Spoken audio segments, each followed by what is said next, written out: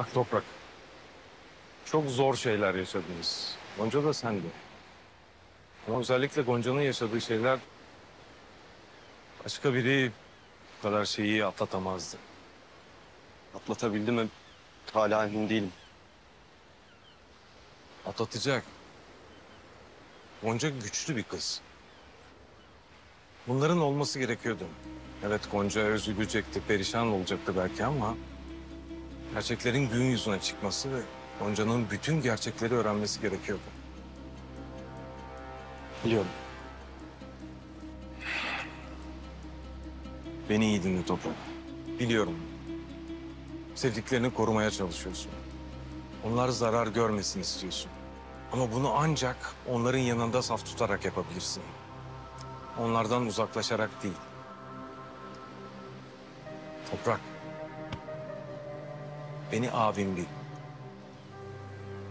Ve söylediklerimi ukalalık olarak alma. Toprak.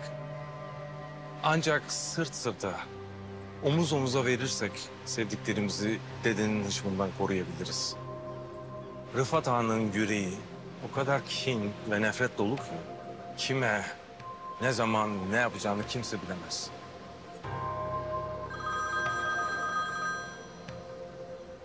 Gonca. Efendim? Toprak. Gonca. Ne oldu? Kötü bir şey mi oldu? Arzu. Ne oldu Arzu'ya? Ya deden Arzu'ya bir şey yapacak. Lütfen bir şeyler yap. Arda'nın evini basmışlar. Kızcağızı sürükleye sürükleye götürmüşler. Ne? Arda'nın evi mi? Kim bilir ne haldedir kızcağız. Lütfen bir şeyler yap Toprak. Tamam Gonca. Tamam, sağ ol. Rıfat Ağa salvolarına başladı ha.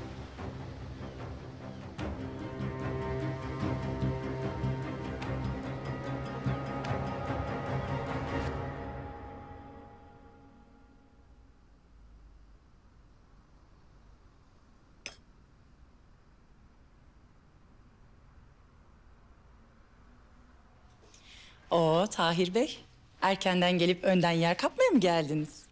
Yok yani hani bunaldım, öyle bir hava almak için çıktım. Hayır olsun. Ailevi bir mesele. O zaman şimdi sorma sırası bende. Evli misin?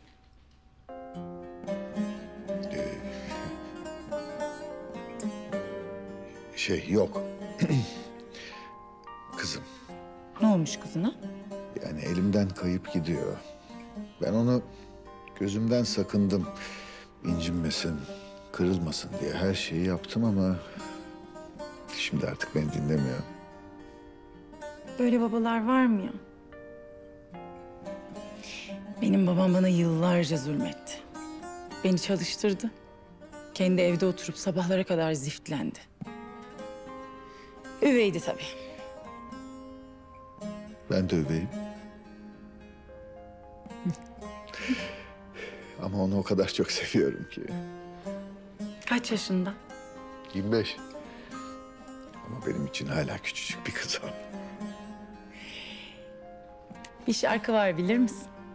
Evlat diye. Çok güzel. Bu akşam onu senin için söyleyeyim.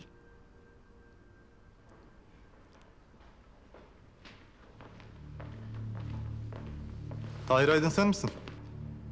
Evet. Rıfat Bey'in selam var.